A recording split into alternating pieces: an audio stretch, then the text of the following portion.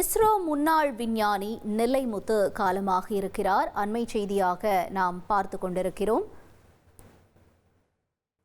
கூடுதல் விவரங்களை எமது செய்தியாளர் ராமசுந்தரம் வழங்கிட நாம் கேட்கலாம். ராமசுந்தரம், வணக்கம். தொடர்ந்து இவர் தொடர்பான தகவல்களையும் பகிர்ந்துக்கோங்க.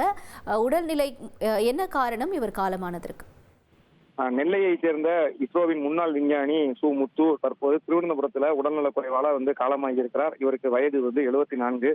இவர் தமிழகத்தைச் சேர்ந்த விஞ்ஞானி, அறிவியல் எழுத்தாளராகவும் இவர் இருந்து வருகிறார். இவர் நெல்லை மாவட்டத்துல பிறந்து ஸ்ரீஹரிகோட்டா உள்ளிட்ட பல்வேறு விண்வெளி மையங்கள்ல இவர் முதல்நிலை விஞ்ஞானியாக பணி செய்து வந்தார்.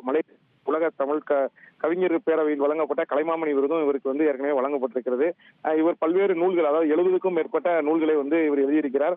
2004ஆம் ஆண்டுல இவர் எழுதிய நூலுக்கு தமிழக அரசு சார்பில் சிறந்த நூலுக்கான விருதும் கொடுக்கப்பட்டது. தொடர்ந்து இவர் பல்வேறு வகையான அந்த அறிவியல் ரீதியான கருத்துக்களை சமூக வலைதளங்கள்ல பதிவு செய்வது உள்ளிட்ட பல்வேறு தகவல்களை வெளியிடுவது உள்ளிட்ட பல்வேறு கருத்துக்களை செய்து வந்தார்.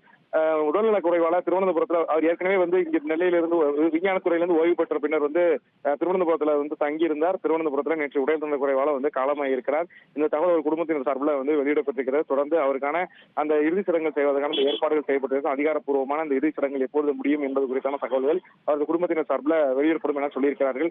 முன்னாள் குடியரசுத் தலைவர் அப்துல் கலாம் உள்ளிட்டோரோடு நெருக்கமான இருந்தவர் நெல்லை சு முத்து என்பதை பல்வேறு அரசியல் தலைவர்களும் அறிவியல் எழுத்தாளர்களும் விஞ்ஞானிகளும் பதிவு செய்து கொண்டிருக்கிறார்கள்.